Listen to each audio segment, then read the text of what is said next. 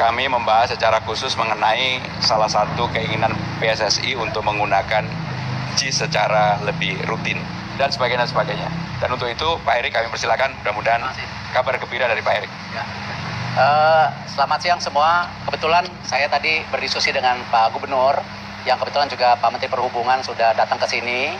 Jadi salah satu poin terbesarnya bagaimana kita mensinkronisasi daripada transportasi publik yang dimiliki pemerintah dan daerah, ya, baik LRT, MRT, semua. Karena ini mesti jadi solusi, seperti yang Pak Gub harapkan, pelayanan publik ini harus maksimal. Saya rasa Bapak Presiden Pak Prabowo juga sama, ingin ada efisiensi yang bisa maksimal untuk pelayanan publik. Jadi tadi saya akan menunggu undangan Pak Gub selanjutnya untuk mensinkronisasi antara Kementerian Perhubungan, Pak Gub, dan saya dari BUMN sendiri. Yang lainnya untuk sebagai Ketua PSSI tentu, sekarang kalender tim nasional itu banyak sekali, ya. Dari Juni-Juli ada Piala Presiden, ada juga pertandingan nanti di bulan Juni tim nasional senior, lalu juga kita ada kualifikasi U17, U20, tim putri bertanding. Nah, tentu tidak mungkin rumput kita itu dipakai terus-menerus, ya. Akhirnya tidak maksimal. Nah, memang ketika satu kota besar seperti Jakarta memiliki dua fasilitas, ya satu Gelora Bung Karno, satu JIS ini sangat-sangat harus disinkronisasikan dan dimanfaatkan, ya, karena memang dibutuhkan dua lapangan besar di Jakarta. Dan tadi Pak Gub sudah kasih arahan, nanti kita akan coba sinergikan untuk kegiatan-kegiatan tim nasional yang ada di PSSI selain memang yang Pak Gub sudah lakukan untuk Persija. Udah? Assalamualaikum warahmatullahi wabarakatuh. Salam sejahtera, salam sepak bola. Marhaban ya Ramadan.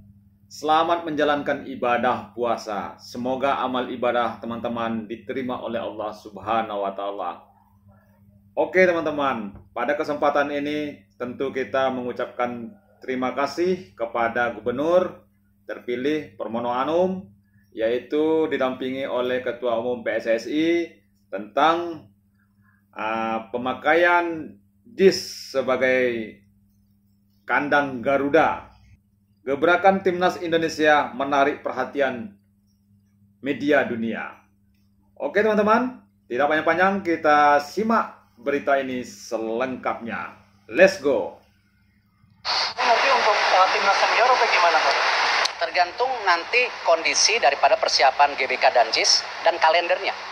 Karena itu dari saya kalendernya kan cukup kompleks. Kalau misalnya nanti ada Piala Presiden, kita rencana mengundang 4 tim dari luar negeri, sama satu mungkin juara Liga atau Persija, atau juga satu tim nasional, ya mau tidak mau harus punya 2 lapangan. Apalagi kalau klub-klub dari Eropa yang datang, ya memang kan kondisi rumputnya harus benar-benar maksimal. Nah ini yang kita tidak mau sampai ada cedera, ada beberapa pemain juga nanti cedera, akhirnya kita yang jadi masalah. Standar internasional ini yang kita harus jaga. Kalau supporter kita datang, tentu tuan rumah juga wajib. Kita terus mendorong bagaimana dari pihak Australia bisa membantu juga membuka akses untuk penjualan tiket. Memang kemarin mereka sistemnya itu dijual dulu sebagian, nanti insya Allah ada dibuka lagi. Jadi memang animonya luar biasa. Terima kasih, ini bagian juga kita menunjukkan bahwa kita ini bangsa yang besar juga, jadi kalau supporter kita datang, tentu tuan rumah juga wajib. Ya, ini bagian yang saya rasa kami dari PSSI berusaha membantu secara maksimal, tetapi tentu semua itu ada aturannya dari panitia dari Australia sendiri. Pakai nanti? Belum kepikiran sampai situ. Memang ada permintaan seperti itu? Saya belum. Terkait jaminan keamanan ini Pak, jaminan persiapan keamanan buat Bahrain, karena sempat ada masalah juga Bahrain menolak main di Indonesia. Ya, kembali kan semua ada aturannya. Saya rasa AFC sendiri kan sangat profesional. Memang ada permintaan, tapi kan akhirnya AFC ngeliat ini kita negara yang baik lah. Dan sudah beberapa kali pertandingan juga alhamdulillah tidak ada masalah. Bang, update timnas Bang. Pemanggilan nama kapan Bang? Pemanggilan pemain diumumkan kira-kira Bang? Peluang 3 yang baru tuh Bang untuk main. Kira-kira peluang kemarin saya beritahu ke teman-teman juga bahwa setahun ada di Kementerian Kemenpora. Yeah. Tadi kami juga rapat sama tim Kemenpora. Moga-moga cepat bisa proses, kita kejar. Moga-moga ini bisa kita kejar sampai bisa main di Maret. Masa depan cerah timnas Indonesia, yang bahkan saat ini jadi sorotan media global. Program percepatan kualitas serta perkembangan timnas Indonesia secara masif dan agresif sedang gencar dilakukan oleh PSSI. Indonesia diproyeksikan jadi negara ASEAN pertama yang menembus Piala Dunia. Bahkan, PSSI mulai membangun proyek jangka pendek dan panjang agar Indonesia tetap konsisten menjadi negara langganan peserta Piala Dunia. Kita tidak mudah juga dalam merekrut individu-individu untuk sekedar bergabung tanpa tentu tadi bagaimana kita membuat tim yang baik gitu. Ya, saya yakin dengan Patrick Kluivert bergabung terbukti banyak asisten yang dia rekrut juga itu ya dengan standar yang tinggi. Bahkan ada beberapa pemain yang sebelumnya masih ada pertimbangan ya, tetapi terus bahwa kita melihat ini kesempatannya makin besar, ya itu pilihan. Jadi ketika interview dengan saya sangat serius, bahkan saya ketika interview saya cukup, ini bisa nggak kita memberikan komitmen yang sama seperti yang diekspektasikan beliau ya. Jadi tapi saya pikir udahlah, ini hasil yang kita bisa dapatkan dan nama ini punya pengaruh besar di secara dunia sepak bola. Jadi saya pikir ya ini pilihan yang terbaik saat ini yang kita bisa alignment dengan seluruh komponen tim nasional kita. Jody Cruyff dari interview saya coba engage sebagai technical advisor dan dia bilang habis ini kita akan lakukan ini. Dia sangat terbuka, bahkan ketika saya minta mulai berdiskusi dengan tim kepelatihan Anda juga terbuka. Ini penting buat saya karena kita ini membangun teamwork ya, bukan membangun individual. Apakah ini Erick Thohir sebagai ketua umum, apakah ini Exco, tidak. Yang kita bongkar selama ini 2 tahun terakhir bahwa PSSI ini merupakan sistem yang dilakukan secara tim, bukan individual base. Memang ya saya sebagai ketua saya minta kepada Exco untuk diberi kesempatan memimpin, tetapi ya tentu beberapa diskusi kita sangat terbuka dan ini penting dalam membangun tim nasional kita karena ekspektasi dari masyarakat makin tinggi ya. Kalau kita lihat roadmap kita itu kan 2034 sebenarnya kita planning masuk World Cup, tetapi ketika ada momentum 2026 apakah kita tidak agresif? Ya kita harus agresif karena momentumnya ada. Nah tapi problemnya nanti setelah 2026 apa? Apakah 2030, 2034, ya seperti apa? Kita punya target jangka panjang, menengah, dan pendek. Dan target-target itu tidak hanya yang saya sudah sampaikan kepada rekan-rekan media, hanya target sesaat. Artinya apa? 2034 masuk World Cup, tapi tahun berikutnya gagal. Ya, kita ingin konsisten seperti banyak negara Asia yang konsisten masuk Piala Dunia. Kita bisa lihat, ya kita jangan terlalu membandingkan Jepang atau Korea.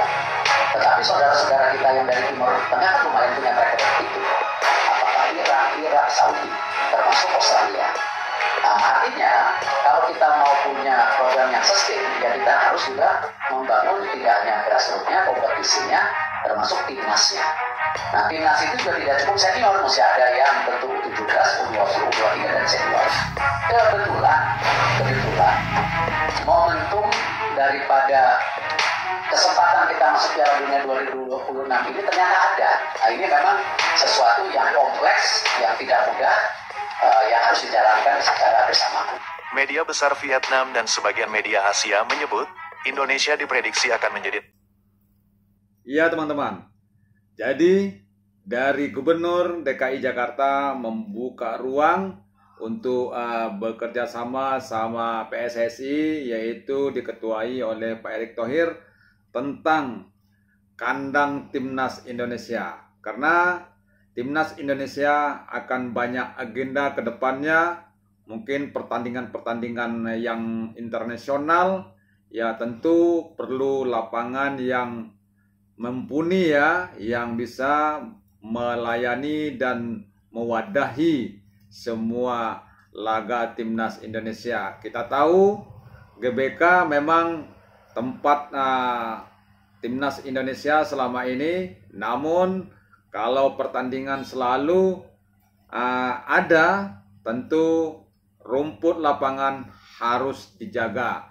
Jadi kalau ada 2 lapangan, Gelora Bung Karno dan JIS, tentu ini menjadi kabar baik buat timnas Indonesia bisa berganti-ganti tempat, karena yang kita hadapi adalah tim-tim besar negara luar. Kita harus menjaga jati diri kita sebagai bangsa dan membawa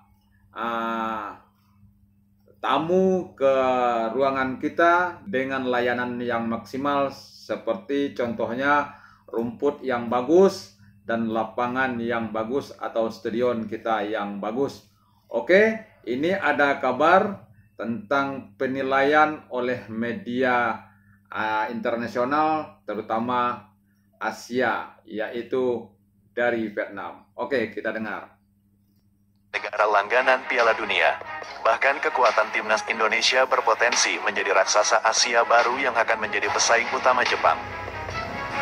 Đội tuyển Lào thì có chuyến làm khách tới sân của đội tuyển Indonesia, một trong những ứng cử viên vô địch ở giải đấu năm nay. Mengakui jauh lebih unggul dari negaranya dan menjadi tim terkuat di ASEAN, media Vietnam memberikan prediksi bahkan analisanya jika timnas Indonesia bakal harumkan nama ASEAN di Piala Dunia 2026 hingga 2034. Media Vietnam, Soha, secara tak terduga memberikan prediksi beserta analisanya bahwa timnas Indonesia akan menjadi wakil Asia Tenggara di Piala Dunia 2026 hingga 2034. Artinya, media Vietnam tersebut memprediksi Indonesia akan menjadi negara langganan Piala Dunia minimal 3 periode ke depan, dan mungkin saja Indonesia akan mulai menjadi negara langganan Piala Dunia yang dimulai dari periode 2026 dan seterusnya. Tentu jika Indonesia menjadi negara langganan Piala Dunia, secara otomatis Indonesia sekaligus akan menjadi negara langganan Piala Asia. Jika kualitas mereka terus menanjak, bukan hal yang tidak mungkin jika Indonesia akan menjadi negara kuat calon pesaing utama Jepang dan Korea Selatan untuk menjuarai Piala Asia. Bahkan Indonesia berpotensi besar akan menjadi raksasa Asia seutuhnya, sekaligus menjadi pesaing utama Jepang untuk menjadi yang terbaik se-Asia secara global. Kabar dari media besar tersebut sontak mengguncang dunia sepak bola ASEAN dan menjadi pemberitaan di sebagian media Asia. Dengan bertambahnya jatah slot tim Asia yang menunjukkan kenaikan level sepak bola Asia, yang ternyata kualitas sepak bola Asia kini sudah mulai mampu menyaingi level sepak bola benua Eropa. Saat ini peluang sejumlah negara kawasan Asia secara global semakin besar untuk dapat tampil di Piala Dunia, dan peluang tersebut semakin terbuka lebar bagi Indonesia dan negara Asia Tenggara lainnya. Prediksi tersebut disampaikan oleh media besar Vietnam, Soha, yang mengatakan bahwa Indonesia adalah tim dengan performa terbaik di Asia Tenggara saat ini, dan menjadi salah satu raksasa Asia secara global. Hal itu sudah terbukti, mereka mampu bersaing dengan para raksasa Asia di grup C yang merupakan grup paling sulit dari semua grup yang berada di kualifikasi Piala Dunia zona Asia. Bahkan, mereka mampu menyingkirkan Arab Saudi yang notabene merupakan salah satu raksasa Asia, sekaligus menjadi negara langganan Piala Dunia. Tidak hanya pencapaian itu saja, bahkan, timnas Indonesia juga disebut berpotensi besar kembali dapat menyingkirkan Australia untuk memperebutkan urutan 2 di grup C, mengingat materi pemain berkualitas Indonesia yang saat ini sudah sangat baik. Bahkan materi pemain berkualitas mereka akan masih terus bertambah. Potensi kekuatan Indonesia terus menunjukkan perkembangan yang begitu cepat bahkan dengan waktu yang singkat, sekelas tim yang baru terbentuk seperti Indonesia, namun mereka mampu bersaing dengan para raksasa Asia. Bisa dibayangkan dengan prediksi nyata, bagaimana jika potensi mereka di kemudian hari dengan materi pemain yang sama bahkan terus berkembang. Bukan hal yang mustahil jika Indonesia akan mengancam kekuatan Raja Asia yang sekaligus merupakan salah satu raksasa dunia, yakni Jepang. Kekuatan timnas Indonesia diprediksi akan terus berkembang, mengingat mereka baru terbentuk dan baru beradaptasi. Dengan materi pemain yang mendukung, Indonesia hampir dipastikan menjadi salah satu negara Asia yang bakal menjadi negara langganan Piala Dunia. Setidaknya hal itu akan terjadi mulai 2026 hingga 2034. Setelah periode tersebut, semua tergantung dari federasi mereka, bagaimana cara mempertahankan kekuatan sepak bola Indonesia itu sendiri. Itulah kutipan media besar Vietnam Soha.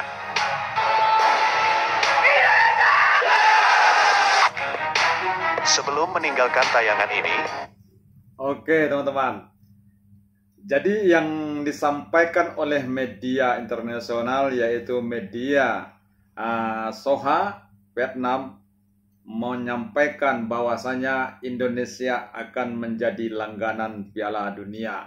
Amin. Itu memang harapan netizen dan rakyat Indonesia. Ya, kita tahu timnas Indonesia pada periode saat ini itu sangat diperhitungkan oleh negara-negara Asia. Karena apa?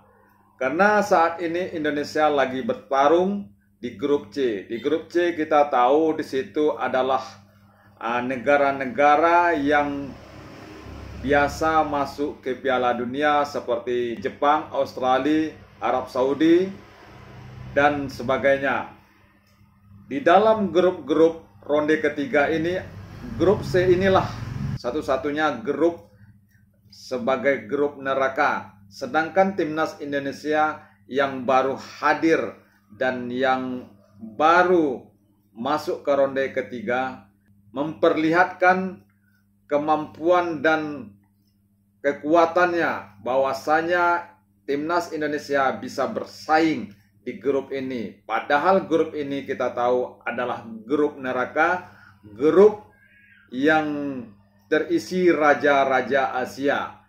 Andaikan Indonesia bisa mengalahkan Australia di ronde ketiga ini di kandang Australia nantinya, tentu ini suatu buah peluang besar buat timnas Indonesia melaju ke Piala Dunia. Ini pun sebagai prediksi, sebagai hitungan oleh media internasional termasuk SOHA, bahwasanya Indonesia sudah bisa bersaing dengan raja-raja Asia. Ini membuat kita menjadi bangga. Karena apa? Hitungan-hitungan ini disebabkan oleh timnas Indonesia diisi oleh pemain-pemain yang berkarir di luar negeri seperti J.I. Ses, Mes Elges, dan sebagainya. Ini pemain-pemain yang top, pemain-pemain yang bisa bersaing di kancah internasional. Teman-temanku sekalian, ini menjadi kebanggaan buat kita semua. Kita selalu mendoakan semoga timnas Indonesia bisa masuk ke Piala Dunia. Ya, secara tidak langsung timnas Indonesia akan mewakili Asia Tenggara dan mengangkat nama Asia Tenggara di Piala Dunia. Semoga keinginan ini, semoga kata-kata ini terwujud, membuat timnas Indonesia bisa menjadi kebanggaan buat bangsa Indonesia termasuk Asia Tenggara. Kita harap Indonesia bisa bersaing terus, bisa bersaing selalu dengan tim-tim kuat yang ada di Asia.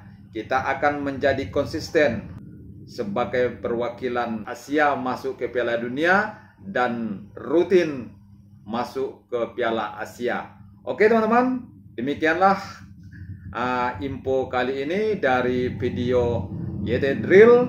Kita bersyukur atas kabar informasi ini. Semoga apapun yang disampaikan video ini semoga terwujud. Dan saya sudahi dengan wassalamualaikum warahmatullahi wabarakatuh.